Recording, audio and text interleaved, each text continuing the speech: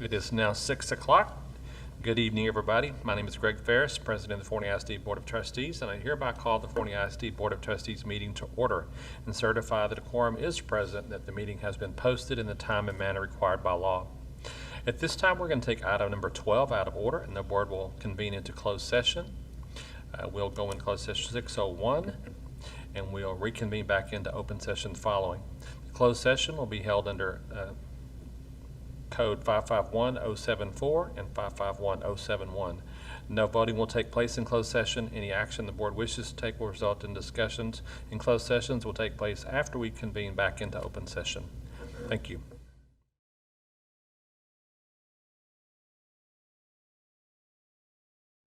It is now 7 o'clock and we'll reconvene back into open session. We do have a quorum present with now 7 p.m. as we move on to item number 3, introduction to our meeting and our invocation.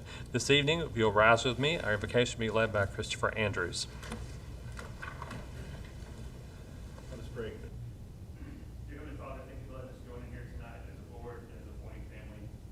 Be with us to use wisdom and discernment as we make choices for our kids and our faculty and our administration in this district. Be with us as we go about the rest of our summer. Help us to enjoy that time and come back refreshed for the new school year. In Jesus' name we pray. Amen. Remain standing for our pledges. Ms. Green will lead us in our pledges. I pledge allegiance to the flag of the United States of America and to the republic for which it stands, one nation, under God, indivisible, with liberty and justice for all. Honor the Texas flag. I pledge allegiance to thee, Texas, one state, under God, one and indivisible. Thank you.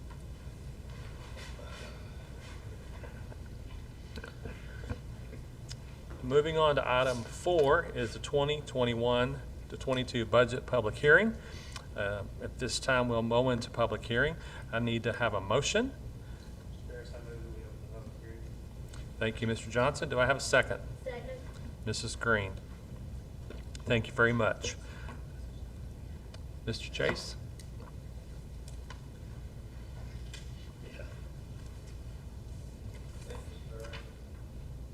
No, sir.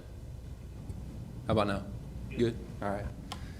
We are here tonight to talk about the 2022 budget. Wow, 2022, it's just doesn't seem, it's gone quick, it seems like, this whole year. But anyway, we're here tonight to talk about the budget and just kind of as a review. We've had a couple budget workshops between this spring, I think in March, and now. We've also had a couple board action items. We've approved our staffing plan for the year, and as well as the teacher salary schedule. And so a lot of the things that are in the budget that we're going to talk about tonight, you guys have seen this before, but we'll just we'll give you an overview in the final budget that we're proposing for adoption. So just to start out with, we sent the budget book out to you guys, I think on June 21st, I believe it was. And it was also included in their background information in your board book you received last Thursday. That budget book, just like in the past 7 years that we've done budgets together, was organized in the 4 different sections. The first section, the introductory section, it basically included a summary of all the other sections in the budget document. So if you didn't read anything else other than those first 10 or 15 pages, that would pretty much give you a pretty good overview of our budget for the year. In the organizational section, for those folks out in our school district that are interested in how we're organized, both at the board level, how our administrative team is organized, what accounting processes we use, the account number structure that uses each line item in our actual budget, our budget policies, and our development process was all included in that section.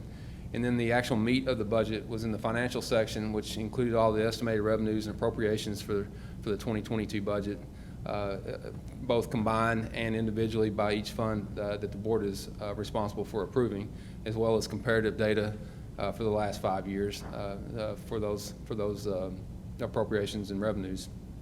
And then finally, we put in an informational section in here in the budget that basically gives an in-depth look that our property values are our historic tax rates, tax collections, student enrollment, and staffing levels. And so it's a pretty comprehensive document. I think if you were interested in what's going on in our school district, you pretty well get a pretty good idea by financially anyway of what we're doing in the district. Just to start out with enrollment, I think everybody's pretty well aware of this at this point, but this is the building block of how we develop our budget.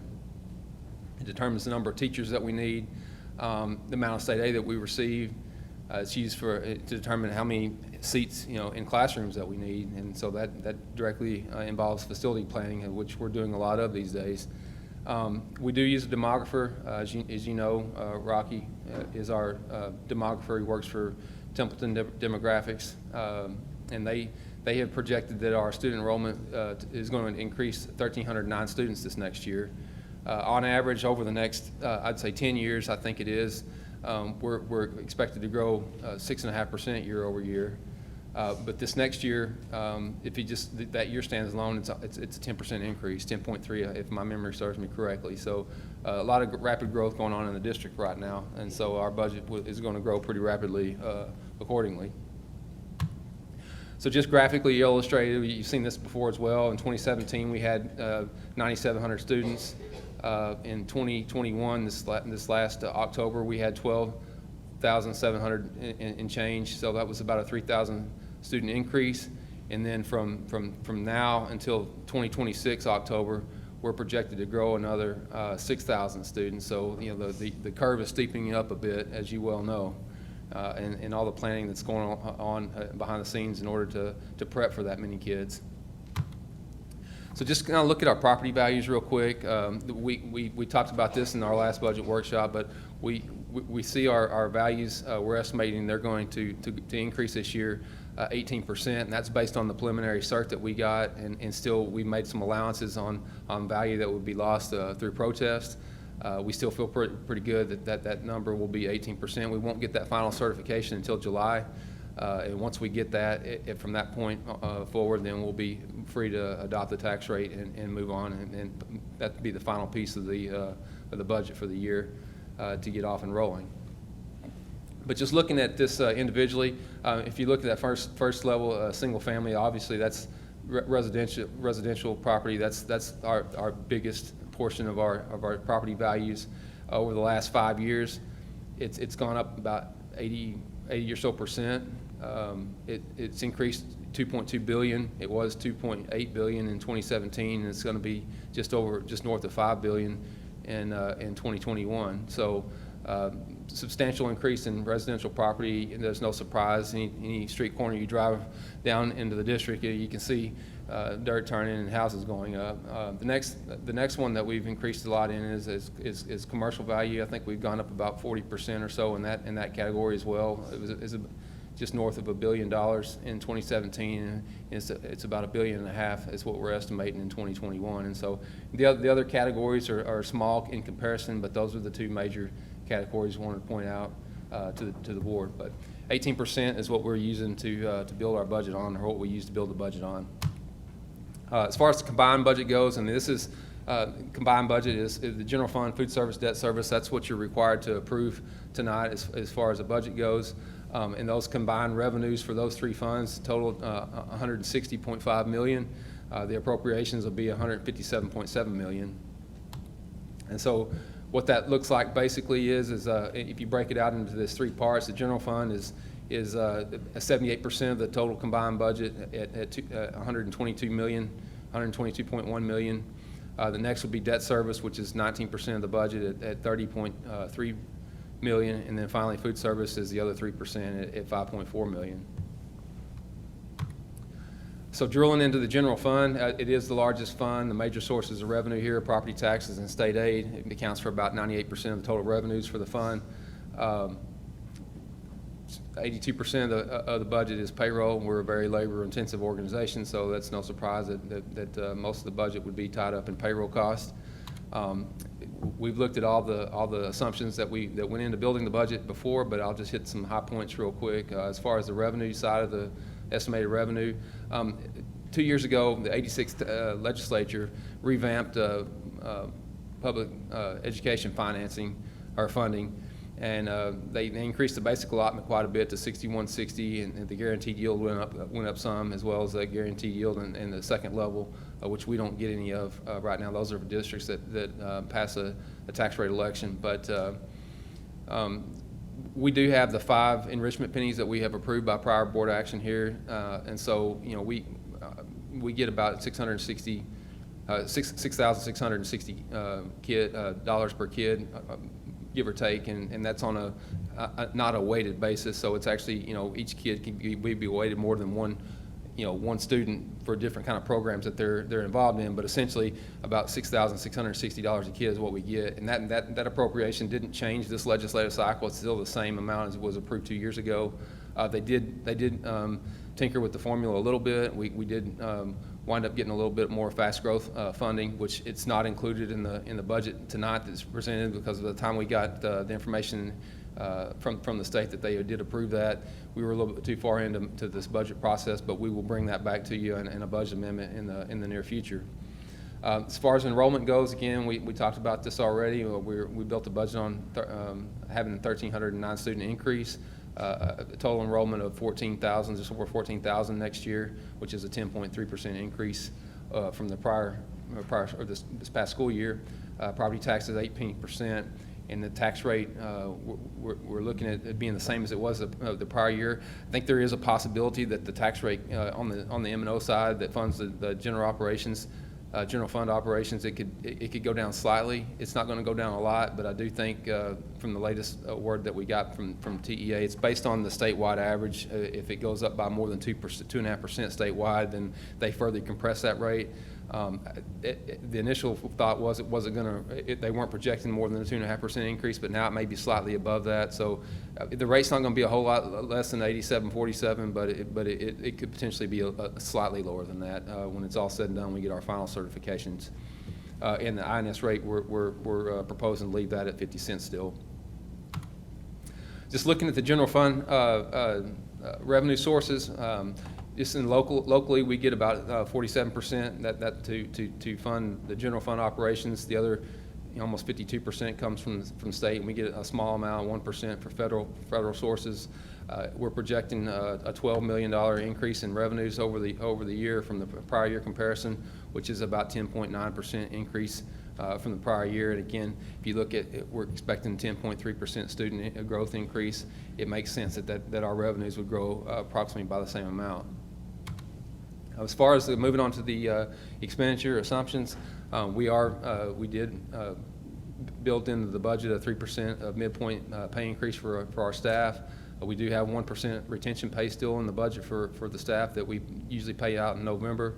By prior board action, you increased our staffing personnel by 187 personnel units for the year. Each campus, when we build their budgets, we give them a per student allotment, and those allotments, the high school, we give them $100, and that funds things like consumable office and teaching supplies and copy machines. That's the bulk of what they spend their money on. At the middle school, they get $89 a student, intermediates $81, and finally elementary's at $75. We've got money in the budget for maintenance projects or contingencies, security upgrades, school buses, capital improvements. We also are making payments on the tax notes for money that we borrowed last year or the end of the year before, I think, to fund some capital improvements that we did in the district this last year. And then finally, on the technology side, we give students.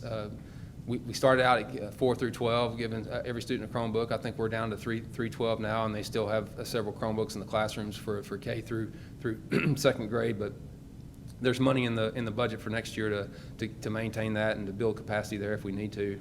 And then we got that lease payment in the budget to cover the infrastructure, wireless infrastructure upgrades that we did about 7 years ago. And this is the final payment, by the way, for in the 2022 year. And it may be at some point here in the near future, we may look at our wireless network again. I'm not sure exactly where that is on the technology list. Right now, we are doing core switching upgrades and some other things in the district to improve our adding bandwidth and so forth. And so we're constantly looking to increase our technology capacity in the district. And as you know, that's a large part of our educational process these days is the use of technology. So very, very important we stay on top of that. As far as the general fund budget or the fund balance, the board's goal is to have two months. At the end of this year, we're projecting that we'll have 3.7 months of operating expenses. So I mean, we're in pretty good shape there, fund balance wise, and feel really good about that. Just to look at the general fund as a whole, this is the format that you will be approving tonight. This is just the general fund portion of the budget, though. Again, we've already talked about this. The revenues is $122.1 million, or 10.9% increase over the prior year. Expenditures are again, it's a balanced budget, so it's $122.1 million. It's only 2.5% increase over the prior year, and you'd think intuitively, you say, well, if the revenues are going up 10%, why isn't the expenditures going up? Well, if you'll remember, we've talked about this a lot, but we've had a large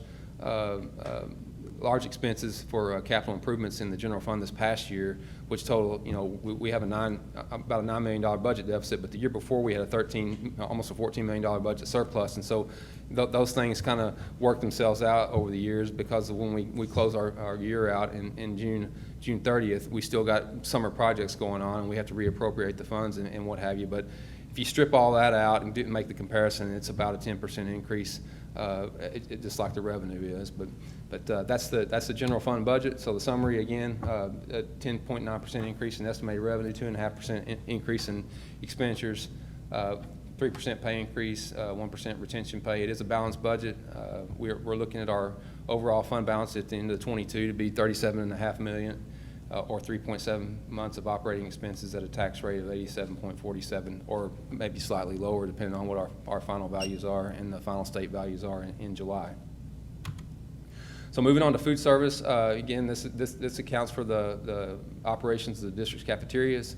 We're estimating a 10.1% increase in both revenues and appropriations. This one is a balanced budget as well, and this comparison, this 10.1% increase is actually compared to a budget that would have been in a normal year. As you know, this last year wasn't normal, and so our revenues and expenditures don't exactly, you know, we're only running about anywhere from 60 to 70% of what our actual budget was as far as total expenditures and revenues for the year.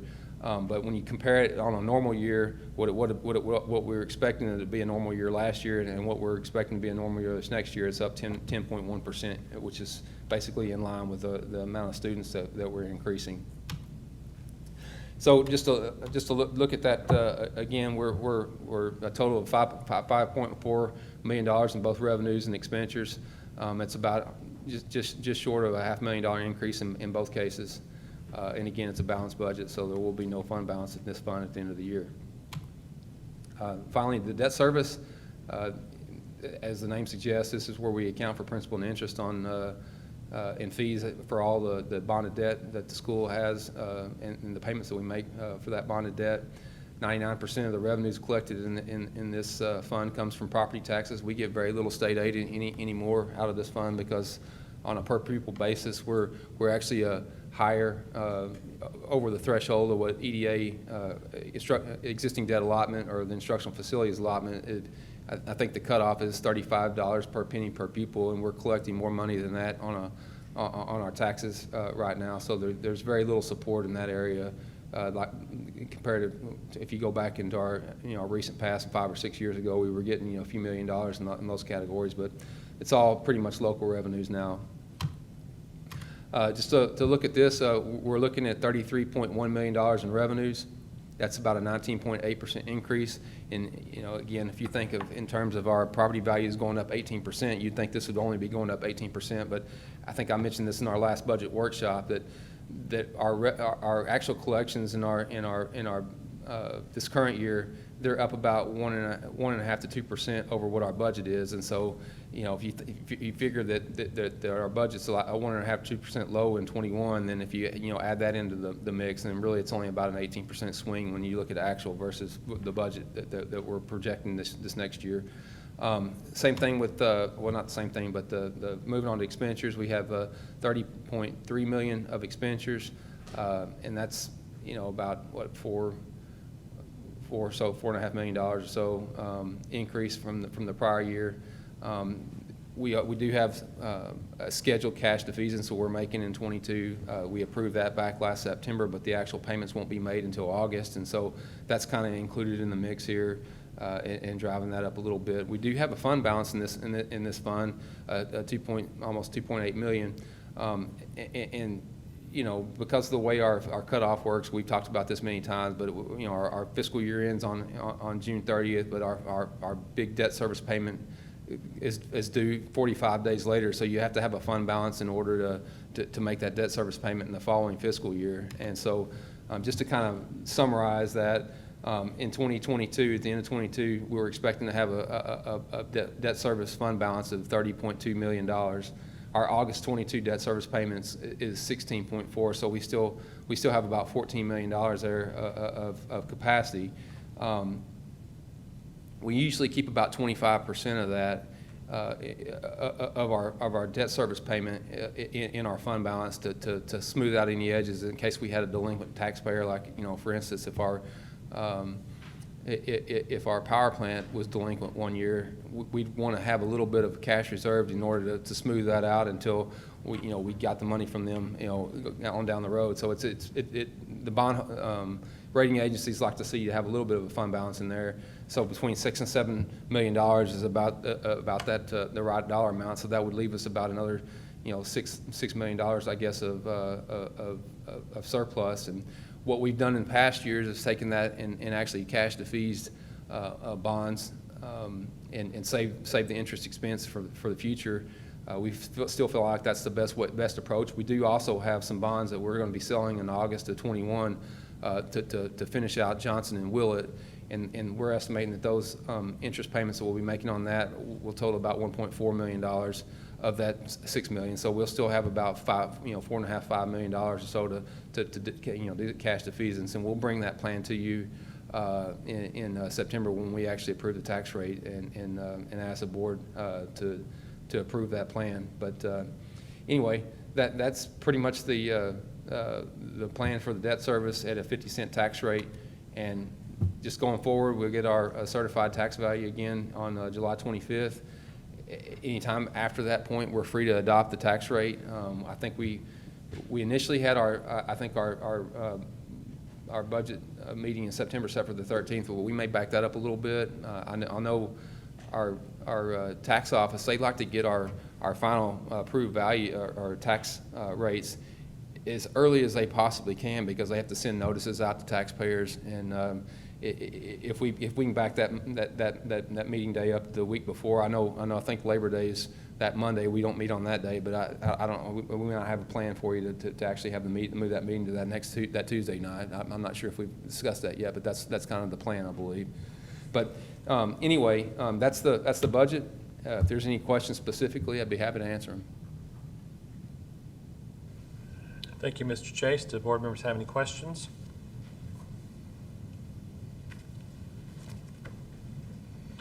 John, could you clarify, Dr. Terry and I have kind of been debating this, on your property values, and you list the top 10, are our new distribution centers not going to show up until next year? I think there may be some, but not all of that is in there because of the way they put the value that was on the ground as of January, I believe, is when they put that's what they value your taxable value for the fall of 2021. So some of it is, but I don't know that all of it is. Okay. There's a couple of big ones out there off Gateway that aren't showing up on here. I believe that Amazon specifically, I do not believe all their value is on this taxable year.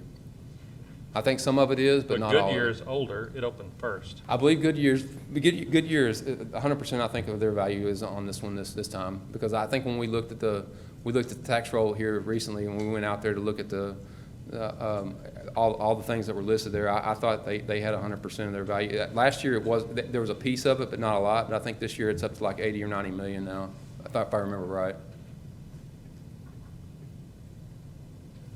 John, I think what he's referencing is on page 106 is the top 10 property values. Okay. But I think that 16.4 2.2%, and that was in 2020, so that would have really been That was, as of January. yes, because I didn't have the top 10 2019. taxpayers for this year to put in that budget book. That was last year's value. That was last year's top 10. Yes, sir. So we foresee then in that top 10 to grow Goodyear as I probably think our that's number probably, 2, and then Amazon. in this year, if Amazon we would have following. had the top 10 taxpayers from the appraisal district, I believe Goodyear would have definitely cracked into the top 10, Yeah. yes. Because it should be over 100. Based on what I've seen, it should be over 100 million. Yeah, well, because we give it a free forward exemption, they don't tax the property that's like stored inside the building, so it's just the building itself. It's just, a metal warehouse pretty much. So if my memory serves me right, it wasn't quite $100 million when we looked at the taxable value on it. Well, it's broken up in about 5 different sections. If you add them all together, it's over 100, so I'm coming up with Okay, that. oh, that may be a fair statement. Thank you. Anybody else?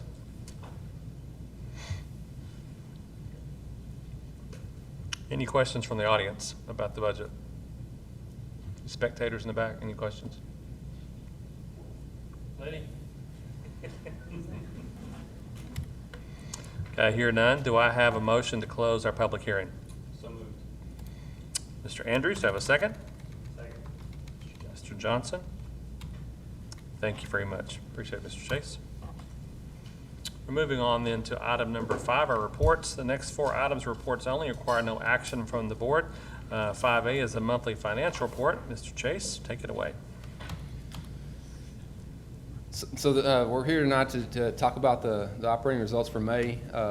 June we're just about ready to wrap it up too, so hopefully there'll be a lot of projects again in the month of June. I don't want to take up too much time here, but just like last year, we had to reappropriate $5 or $6 million worth of projects out of the general fund to the new year. We'll be doing something similar again this year because we're doing the aquatic training pool out of the general fund, and that just barely got started, and so all the money that we've appropriated for that will have to be reappropriated once we get the books opened up for this next year. But just to start off with, in May, we had $3.7 million worth of revenues that we collected. We had $8.7 million of expenditures. Year-to-date revenues collected was $90.8 million, or 82% of the amount estimated. And year-to-date expenses was $101 million, or 85% of the amount appropriated. And these percentages are pretty close to where they've been in prior years as well. So looking pretty good there. Moving on to food service, this is a little different story. We've talked many board meetings about this, but as far as May goes, we've collected almost $515,000 in revenues. We had $401,000 of expenses. Year-to-date revenues is $3.2 million, or 62% of the amount estimated, and expenses year-to-date was 3.8, or 77% of the amount appropriated. So hopefully by this time next board meeting, when we give our June report, we'll have all the accruals and things posted up, and we'll know with a fair degree of certainty where we wound up in the food service budget for the year. But it's still looking pretty well on target, what we've talked about in the last several meetings. We feel like it's we'll probably have to make anywhere from $100,000 to $200,000 support payment out of the general fund in order to zero this budget out. We're not presenting a debt service report tonight because in the last two or three meetings we've been 100% collected and 100% expended, so there's really not a whole lot of activity to report there. But finally, on the cash and investment report for the month of May, we've got $161 million in cash, and the largest portion of that is in our capital projects budget of almost $82 million. We're sitting on that alone. So that's the monthly financial report. If there's any questions, I'd be happy to answer them. Thank you, Mr. Chase. Any questions? Here none, we'll move on then to 5B, Resilient School Support Program Update. Dr. Judy Weber. Mr. Ferris, Dr. Terry, and school board members, I'm pretty excited to explain a little bit about the partnership we've been afforded this year and last year through a program TEA started. We were partnered with Ed Direction through the Resilient School Support Program, and a little over a year ago, TEA put out some information for like a grant to get extra support during the COVID year when we were trying to figure out how we were going to do virtual learning. And so year one was really support for virtual learning. We were partnered with Ed Direction. Now they're a educational support firm. They work nationwide. It's not just a Texas firm. So we've been really happy with the resources we've received from them because they have such a big perspective since they work with school districts and LEAs all over the district. So this is a little bit of a recap of year one. We weren't sure if we were going to renew for year two because we weren't sure where virtual learning was going. TEA contacted us and asked us, please join this again. So we're one of 40 LEAs in the state that has received the extra help and support through Ed Direction and then from TEA in the Resilient School Support Program. So a little bit of a recap. Year one, they really helped us develop, monitor, and evaluate our virtual program. And that's really where Forney got some kind of notoriety on how strong our program was because these partners like Ed Direction started talking to other school districts. TEA started giving our information out to other school districts. We started getting a lot of contacts really through this kind of partnership. One thing the RSSP program does is also put us in cohorts of other districts between, say, 12 and 20,000. So we were put in a cohort of schools and shared ideas. And most of those meetings went like this. What's Forney doing? And then we heard crickets from them, and then so we started sharing what all they were doing. So our virtual program was really successful. So year two outcomes as we move into year two, they're really looking at this year's focus being on accelerated learning, which will probably be the term we use moving forward to fix the unfinished learning and then fix any gaps from students who were at home and really were a little bit behind because of some of the structures of their home situation. So they're going to provide some strategic planning, some implementation support as we move into next year. They do provide coaching and they'll provide professional learning for teachers, our principals, administrators, whatever we need.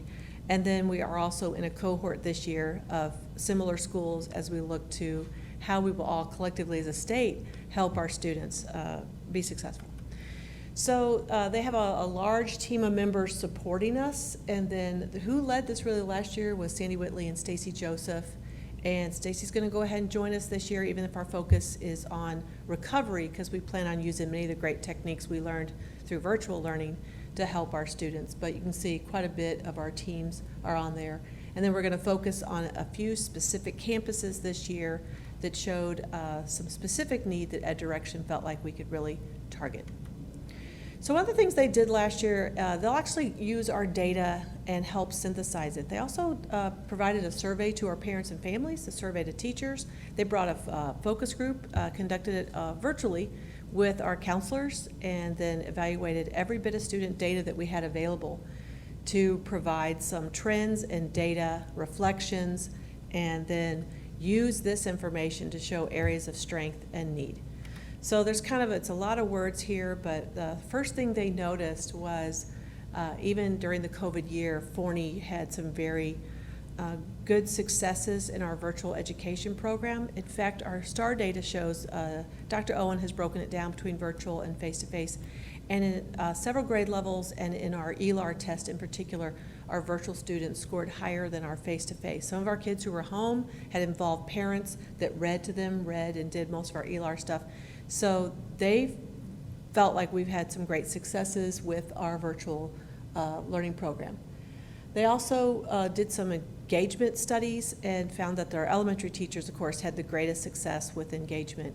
And then with some of the parents, I know the range is kind of large there, but the vast majority of our parents felt very supported by the school last year, even during the COVID situation, even if their kids were home for the remainder of the year. So when we get down to bullet 3, we realize that we now have some intensive work to do with some of our students, and so RSSP's focus this year will be on accelerating learning for any student who needs it. What the data also is really showing that this is a nationwide issue, and that what data they have with being partnered with that direction, nationwide look, is that they're seeing the same trends, mostly in math nationwide. So our data matches what they have found, what TEA's found, in matching nationwide data. And so then one of the comments in the study was that many of the parents were looking forward to coming back and then regaining the learning that even some of our parents felt like that we had last year. So I kind of put together, this is the kind of data that they've provided for us. They're looking at all of our data, and I know there's a lot here, but what I gave you a snapshot is district-wide reading data, 2019 to 2021. And you can see that not met in reading, yeah, it went up, and approaches, that level is 28% and 28%, those are the same. Our meets didn't go down much, and we lost a little bit at the mastery level. But when you look at our math data, you see we suffered district-wide the greatest losses in math skill as far as it's reflected on the STAR test. And how we know it's a skill gap and not something that our teachers intentionally, there wasn't something wrong with our COVID classroom or COVID structure. When we lose 32% of our kids mastered in 29, and that drops to 17%, that's our top-tiered kids. And when they struggle at mastering the STAR test, we have gaps. Kids aren't capable of getting those perfect scores and those top scores. So EdDirection has analyzed, of course, all of our data, and when we lose proficiency at all levels, we know that kids are missing skills from prior 2 years that's impeding their success into the next year.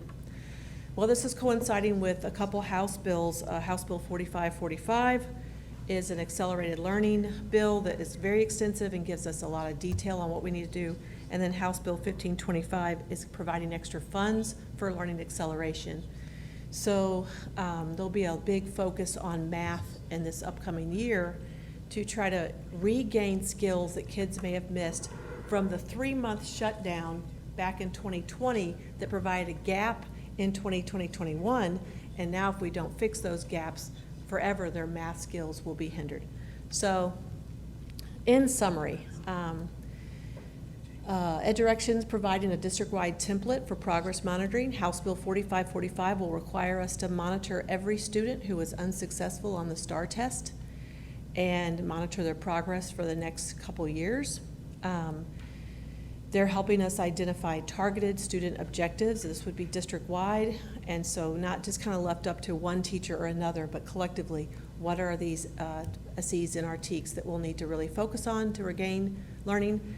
Then we're working on the beginning process of creating remediation lessons and activities. The House Bill 4545 is pretty clear. We need to create supplemental resources for our teachers.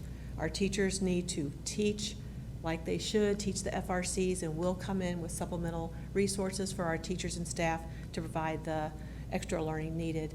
And then we'll implement the learning plan for every student who was unsuccessful and then monitor the progress throughout the year.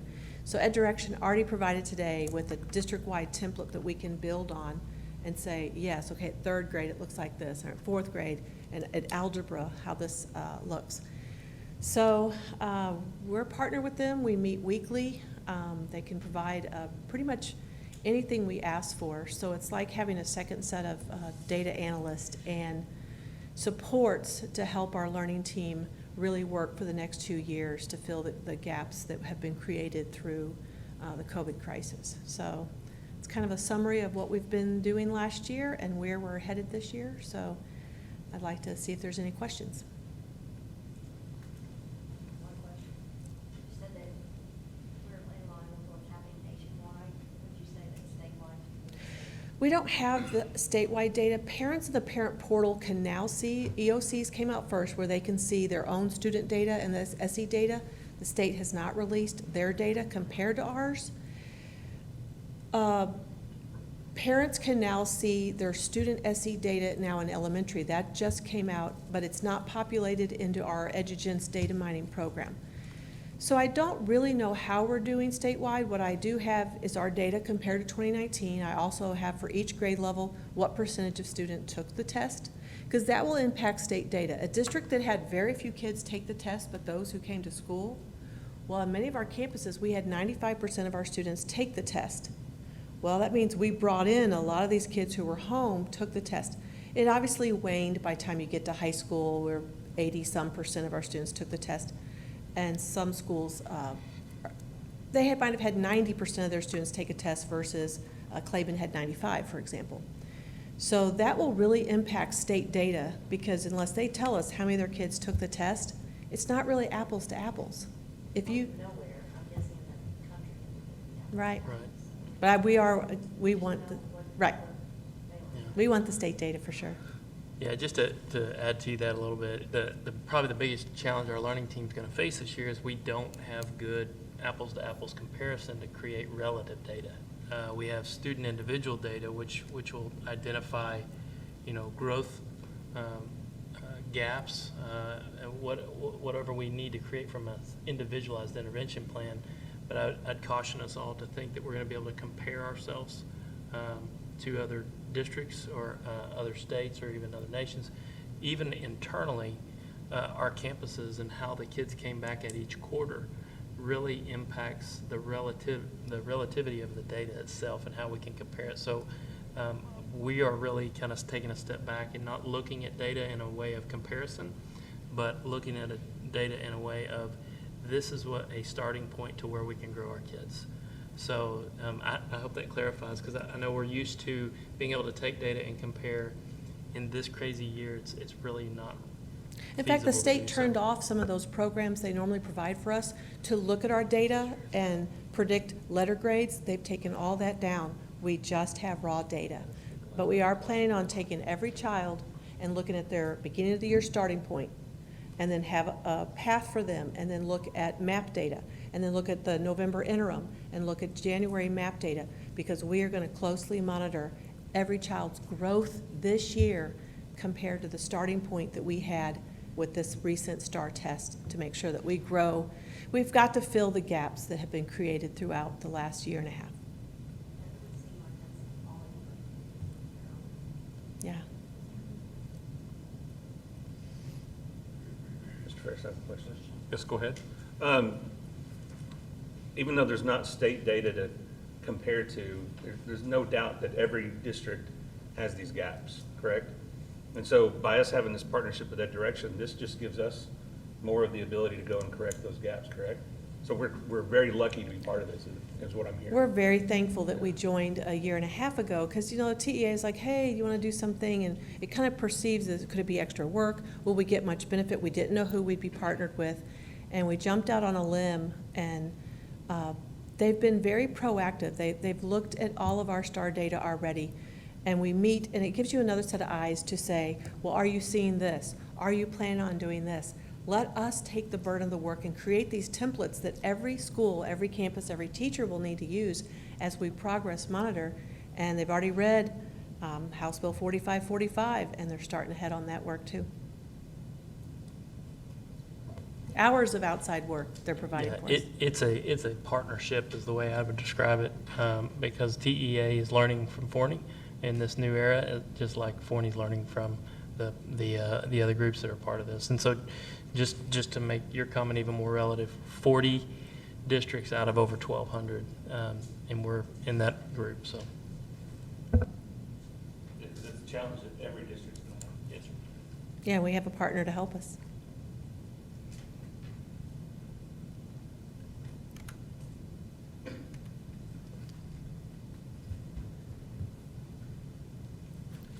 No further questions. We'll move on then to 5C, Early Childhood and Literacy Update. All right, this one is somewhat related in that from third through our end of course, we have STAR data. The state implemented, back with that large House Bill 3 from the previous legislative session, a progress monitoring system for pre-K through third grade. Third grade has got a double system that we have to follow. The early childhood data collection, plus we get STAR data on these students. This is coming out of the real need to improve early literacy, knowing that by the time we get a third grade STAR data, the kid is ready to go into fourth grade, and it's too late if we've missed something in their ability to learn to read. So the state put in some reports, but without a systematic test, system-wide common assessment like STAR, the state just said, assess your kids through the TPRI, Texas Primary Reading Inventory, opened up a portal called TextKia through Children's Learning Institute, and then said, give these early assessments and then set a goal, or really, they had you set a goal, give these early assessments, and now I'm going to present how we're doing at reaching these goals. But there was no prior STAR data, no precedent for us to base things on. We based everything pre-COVID. Then we faced COVID, and now I'm going to give you some really strange data on how we're doing pre-K3. But you have to bear in mind, there's no state data. There was no precedent on how to set goals. We met with our principals, looked at our prior data, changed to a new assessment the state put in place, and then now we're going to measure how we did. We do have to report by subpopulation and by campus, and so I'm going to share kind of some snippets because I think there's some work to be done in our attainment of goals for early literacy. So this all stems from House Bill 3. So if you look at pre-K, we set these goals, and it's kind of a sentence under the blue line. The percentage of pre-K students that score on or grade level above in phonological awareness will increase from 65 to 75% by 2024, because that's when the state set a benchmark that we want to have our students at reading proficiency by 2024. So we kind of set a nice trajectory on goals, and then you see on pre-K, based on phonemic awareness, we're above target. So we're not sure if that means COVID didn't impact kids when they were 3 and 4 because they were home, and so we're on target, or do we have really great pre-K programs? This is our first year to report data, so without 2 years of trends, it's just kind of ambiguous. Well, then we look at our goal for kindergarten.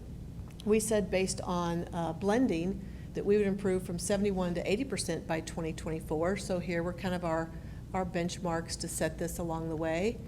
And while we showed some growth, and those orange lines are where each campus kind of set their data, you can see that we're kind of all over the place. Well, once again, without prior data, is our goal incorrect, or do we now have an impact from kindergarten kids who some of them missed the last end of pre-K? We have a lot of evaluation.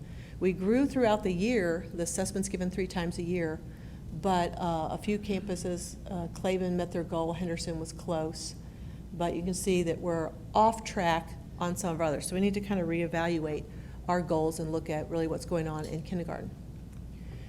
We moved to first grade. We thought, okay, well, let's look at the TPRI assessment and see if we can increase from 37 to 39% on word reading. So can they recognize words?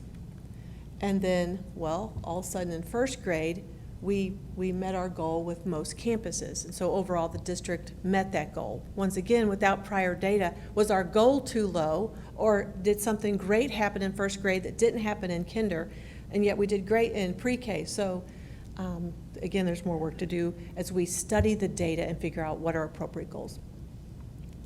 So then we go to second grade, and our goal was really to work on complete reading, not word recognition, no more phonemic awareness. And when you see second grade, the whole district, every school is below. So do we have a COVID gap because they missed part of first grade and being at home? We had a large percentage of elementary kids at home. We have a lot of studying to do as to see if something is an error with our goal or with our learning processes and our data that came out of second grade. So Henderson, was close, but you can see when every campus is off track in second grade, we have some work to do to study what caused this, what do we need to do to improve as we move into third grade, which is a powerhouse reading year that we need to make sure they're proficient by the end of third grade. So then we look at our third grade goal, and we will increase STAR, of course, up to 2024, and then we looked at a STAR goal right in the middle of a COVID year, and again, we saw some great growth, but we're all over the place in meeting the goal, and here Claiborne did really well, and yet in second grade, they didn't. So once again, we don't know without long-term data what we need to do to adjust these goals, but because we do have goals, and here's the silver lining in this, we progress monitor kids in the STAR tested areas, and now we finally have state asking us to look at these kids in pre-K through third grade to make sure we're not leaving kids behind and it's caught on a third grade test. This is helping us evaluate our pre-K 3 program to make sure that all teachers are aware of data, that all students are tested, that all students are closely monitored if they are falling short in comparison to their peers and to other campuses.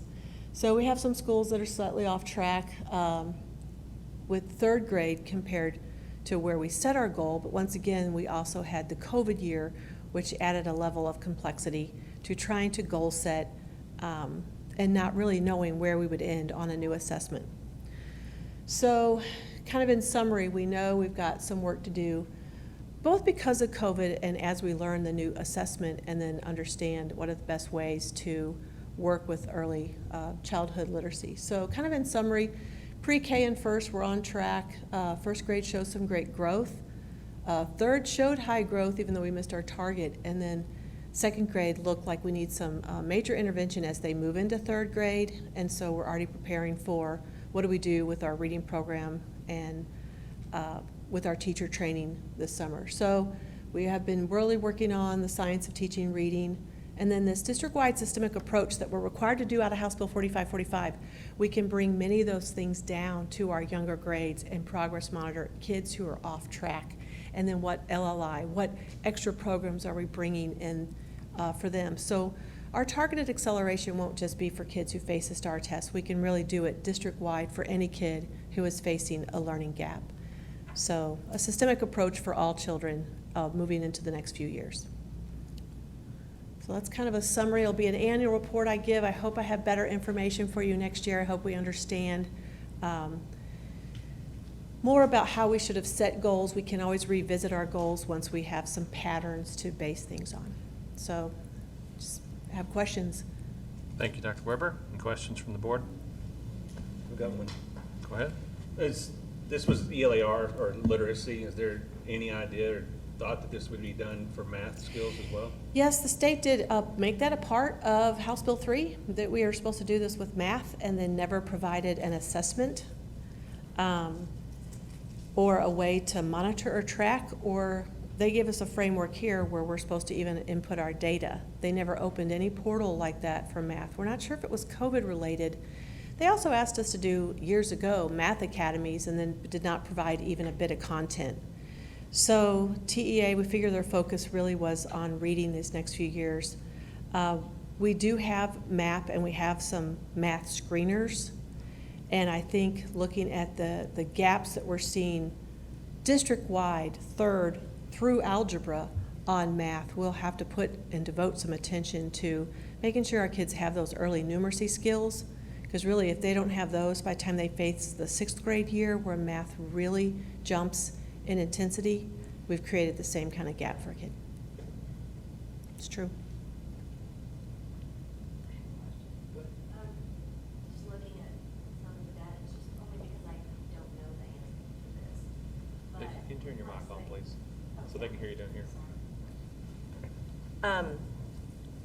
But it's striking how one campus is way up here in first grade, and then that same campus in the second grade dropped so much down. So I was just in my mind thinking, and I know our TEKs are all aligned across the district, but do we, and I don't know this, maybe I should know this, do we collaborate lesson plans across every grade and all campuses? Like, okay, this week, this is your plan, or I mean, is it just by campus, or do we do it across the district where we are? Across the district. We have what I would call tight scope and sequences. In other words, in short chunks of time, schools all across the district have a guide that tells them what they teach. With our Future Ready lesson implementation, then that even gives them a framework for how to break up that window that range from, say, a really tiny math unit that's 8 days to a long 23-day ELAR unit, they're some of the longest, to a 15-day science unit. So our scope and sequence is tight into the fact that it even tells them how long and when an assessment is. We have common formative assessments now in all grade levels that really are giving our teachers, even down in with our youngest students, kind of evidence of how they're doing in attaining small chunks of information. So when we saw that dip where, say, Claiborne, second grade here they are at kinder 1 really high and then low second. Was there an error in our goal, or was there something unusual about that second grade group? Data makes us ask more questions because they do have a tight set of framework to follow. Gotcha. And then for them to shoot so high in third grade, and then Claiborne did phenomenally well in fourth grade star, our top school. We have to investigate what in particular happened with the second grade. Or is it small numbers and so it can get skewed easily, or is that the grade where they had the most kids that were virtual? Right. We have to figure out why in that one school did we see only second grade take a dip when the other grade levels were very high on Yeah. this assessment. And I didn't mean to sound like I was questioning you. I was just, that process came in my mind, and No, so I was curious about the process. It's a as good far as- question because we've really tightened things up, and in fact, next year we'll be even tighter. Our future-ready lessons that have been vetted and written will be more critical this year so that we really have tight alignment, and then we have a focus with additional support providing the intervention lessons necessary. Because we can't create further gaps here. We've got to be spot on this year and very tightly aligned teacher to teacher, campus to campus, and then provide the extra support for the kids who do have gaps based on last year's data. So that, yes, they have common curricular resources and schedules and assessments that help prevent such wide discrepancies between one teacher to one teacher or one campus. Right. Now, population, movement, growth, low SES, Oh, sure. those things impact, but not as much on our south side campuses. Thanks. Thank you. Any further questions? Hearing none. Thank you, Dr. Weber. Thank you. We'll move on then to item D, Master Planning Update. Ms. Kim Morsack, Chief of Everything. Thank you, Mr. Ferris, Board. I'm actually going to ask Jeff Fisher from Gallagher Construction to come up and give you an update. As you know, we're kind of coming to the end of some projects and very beginning of some others, and we were very fortunate the last couple of weeks it dried up a little bit, which we needed desperately, and then it rained today. So I was at Jackson Roads, and they were about to do some stuff outside, and of course that got messed up a little bit, but hopefully it'll stay a little bit drier and we can get some of these behind us. But Jeff, if you want to kind of go through all the projects. Thank you, Ms. Morsack. President Ferris, Dr. Terry, members of the board, good to be with you again.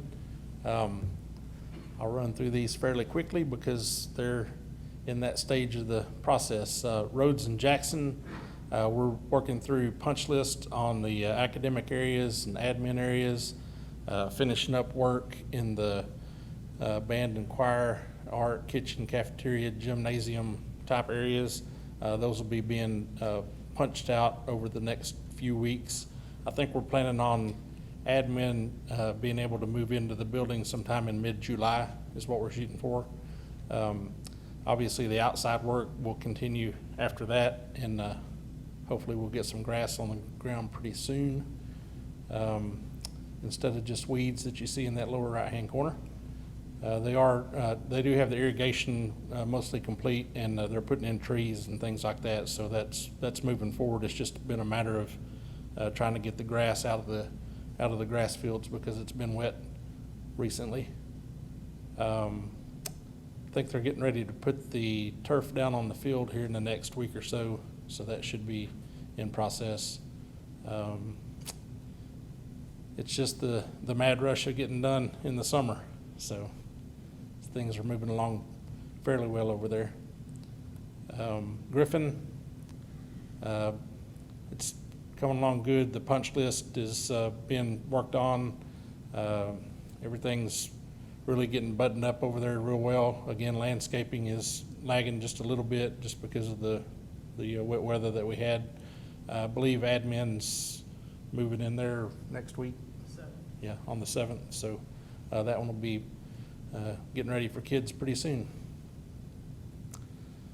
Johnson, the best thing I can tell you about the Johnson, Willett, North Forney, and Forney High is that in those pictures you see the blue in the background. That's been good for us until today, as Ms. Morsack mentioned. And I've seen the forecast for the rest of the week. It's going to be kind of touch and go. So But we're moving forward, getting utilities put in at Johnson. At Johnson and Willett both really, utilities are going in. The Augercast piers started Friday, I believe, at Johnson, and they've been working on piers at Willett for a week or so, so that's all coming along pretty well. Again, pretty much just a bunch of dirt right now. North Forney Fieldhouse foundation, as you can see in the lower left-hand corner there, is coming along real well. Again, getting the site work done. The upper right-hand corner, you can see the turfs down on the field. Working on the baseball and softball fields, the subsoil work, subgrade works being done on those, chemical injection. They'll be getting those ready to lay turf on, and that project's moving along very well. And the Forney High School baseball and softball fields, again, blue skies in the background are always good. They've got the outfield, or the dugouts and the backstop grade beams poured, and they're working on pouring the curb around the outfield to get ready for the turf there. Once they get that outfield curb poured on both of those, then they'll start working on their subgrade for the fields and get that prep for turf as well. And I believe that is it. Be glad to answer any questions that you have. Thank you, Mr. Fisher. Any questions?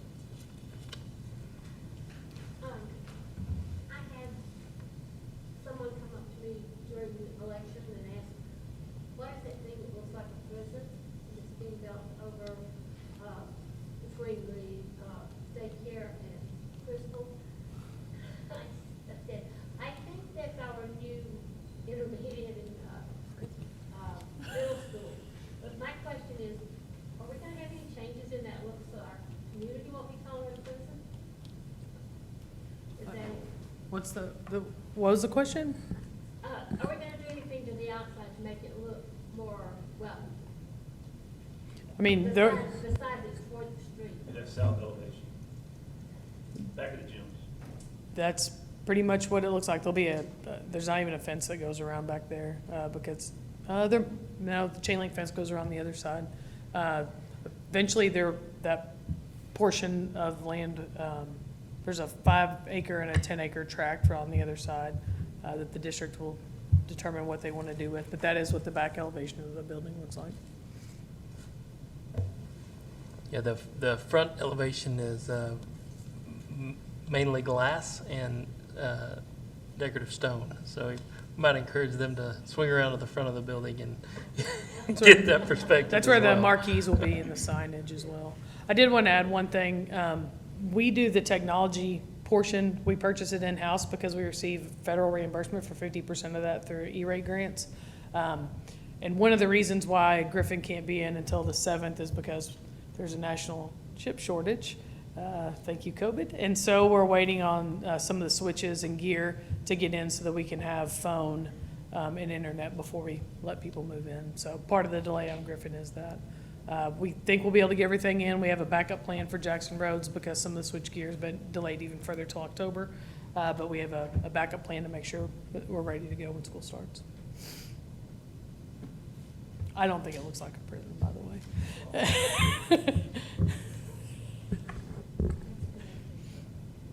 Any other questions? Thank you very much. I hear none. Moving on then to number 6, public forum. This time no one is signed up to speak at public forum, so move on then to number 7, consent agenda. 7A is approved minutes of June 1st, 21 budget workshop. 7B is approved minutes of June 1st regular board meeting. 7C is approved budget amendment. 7D is approved update 117 as a final reading. 7E is approved Jackson Middle School and Rhodes Intermediate School infrastructure and exterior improvement bids. 7F is approved Griswold Elementary drainage and site improvement bids. 7G approved campus fixtures, replacements, and repairs. The board may take action individually or collectively. Do I have a motion? President Ferris, I move to approve consent agenda items A through G. Thank you, Mr. Regan. Do I have a second? that Ms. Stone? Thank you very much. All in favor, say aye. Ms. Dobbs. Dobbs, okay. All in favor, say aye. Any opposed? And I hear none. Thank you very much. Moving on to number 8, consideration and possible approval of board goals. Dr. Judy Weber.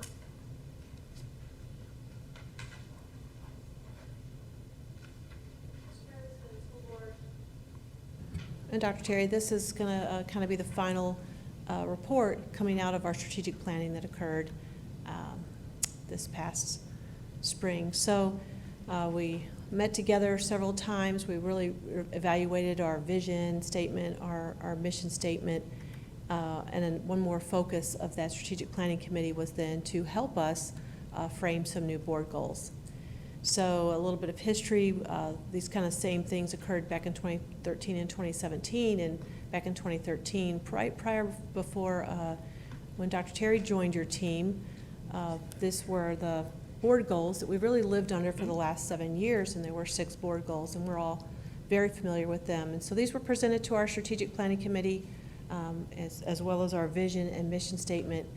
And to kind of summarize the whole committee, they really answered these 4 questions, very much like some of the questions you answered, and then took the prior board goals, plus they're answering these questions about our foundation and our programs and future ready focus for the next year, and then reframed our board goals into 4. You'll notice some similarities between our prior board goals, but condensed them down to 4. And then these will be the 4 that we present on, that we base all of our board reports will fall under one of these that will kind of evaluate our progress throughout the next few years. So at this time, we recommend that we approve these board goals, and then we'll move forward and report to you on reaching them in the next, board report. Thank you, Dr. Weber. Dr. Terry, what is your recommendation? Thank you, Mr. Ferris. Very appreciative of our community and the input that they have given, and as well as yours. These are we shared these with you over the past few weeks, and didn't receive a lot of feedback to adjust or change, and so we are presenting these for your approval. Remember, these are annual goals that we adopt each year, so we would recommend that you approve these as presented. Any questions from the board?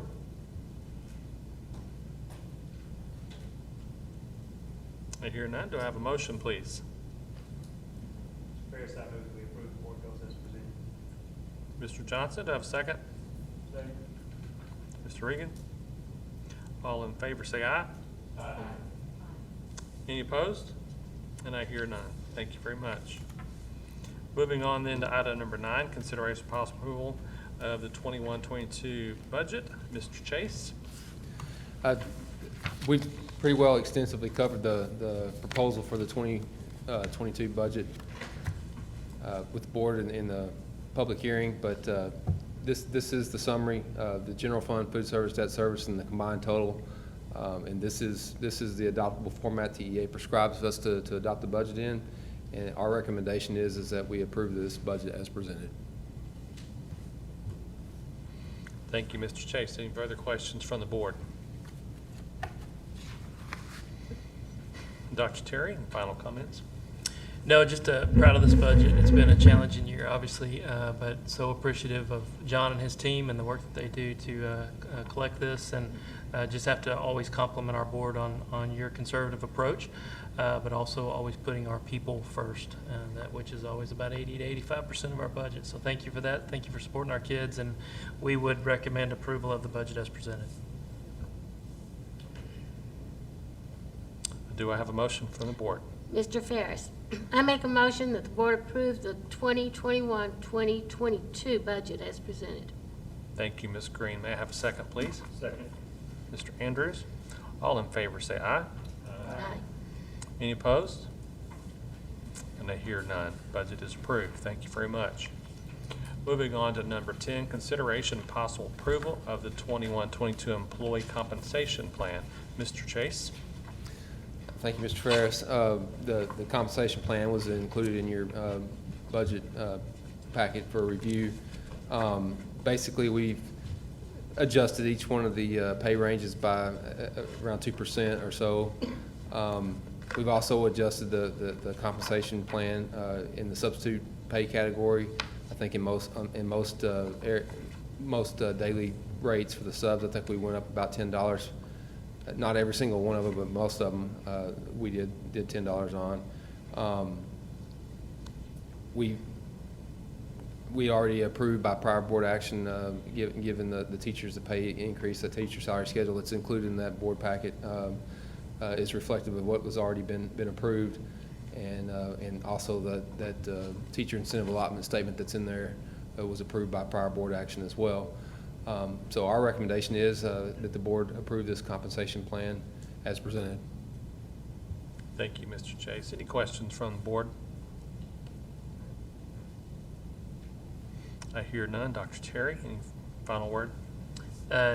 Yes, sir. We continue to do market studies, and we're doing a good job. We're keeping up. I just wanted to compliment you on that as well, board, and also just to remind you, the retention stipend is included in this comp plan as well as in the budget. So that'll come around October, November as well. So recommend approval of the compensation plan as presented. Thank you very much. Do I have a motion from the board? Mr. Ferris will make a motion the board approve the 21-22 employee compensation plan as presented. Thank you, Mr. Andrews. May I have a second, please? Second. Thank you, Ms. Green. All in favor say aye. Aye. Any opposed? I hear none, and that budget compensation plan is approved. Thank you very much. Moving on then to item number 11, consideration and possible approval of the 2021 TASB delegate and alternate selections. May I have any nominations from the board for the delegate and the alternate? Mr. Ferris, I would nominate Scott Regan as our 2021 TASB delegate and Hannah Bateman as our TASB alternate. Mr. Johnson's made a nomination for Mr. Regan and Ms. Bateman as alternate. Any other nominations? May I have a second? Second. Who wants to take it? Y'all fight over it. Dobbs? Ms. Dobbs seconds. All in favor say aye. Aye. Any opposed? I hear none. So Mrs. Tier, if you'll please register that as Mr. Regan as a delegate and Ms. Baten as the alternate. Moving on then to item 12, a closed session. We took that out of order earlier, so move on then to item 13, consideration and possible approval of ratification employment of professional contract personnel. Do I have a motion? Mr. Ferris, I move that we approve the ratification of the employment of professional contract personnel as discussed in closed session. Thank you, Mr. Johnson. May I have a second? Ms. Bateman, thank you very much. All in favor say aye. Aye. Any opposed? I hear none, so it is approved. The next item is announcements. Dr. Terry. Thank you, Mr. Ferris. Board, we do have a few just updates on our announcements and a few additions that should be at your place on the dais. So just a couple updates. First off, we are making an adjustment to our August meeting, and that will be Thursday, July 29th, if you'll take note of that. The first day of school is August 16th. Yes, that is August 16th, Ms. Dobbs. Then we do have an adjustment John was referencing earlier. Monday, first Monday of September is Labor Day. Therefore, we'd like to propose moving our regular meeting not till the 13th, but the 7th, which is a Tuesday, if that works for everyone's schedule. That just helps some of our tax notifications, or tax rate notifications, and keeps our approval for budget items a little less condensed, so, or more condensed. Then just as a reminder, TASA TASB, that conference to get your credit hours will be the 24th through the 26th. And if you do need to register, Nancy is picking up hotel rooms as well as any registration tonight. We'd love to have that so that we can beat that deadline coming up for hotel registration. And then we also have scheduled, rescheduled, and scheduled again now the Willett groundbreaking, and we've worked with Judge Willett's schedule, and it looks like Friday, October the 1st, we will go ahead and officially break ground, probably with a vertical structure. But we will definitely honor that process, and we just pray it will not rain on October the 1st. That'll be our first freeze. Our first freeze of the year. So that is Friday, August 1st at 5:30, and then you can come on to the Friday night football game over at Citibank. Regular board meeting on the 4th of October. That should be actually the first Monday in October. So any questions or anything, or concerns about the changes to the upcoming dates? All right, Mr. Ferris, I'm going to hand it back to you. If you do have any conflicts or anything about that, please send an email, let him know. Thank you for the updates on those dates. Then I would say item 15 is adjournment, and we will adjourn this meeting at 8:14 p.m. Thank you very much. Have a great week.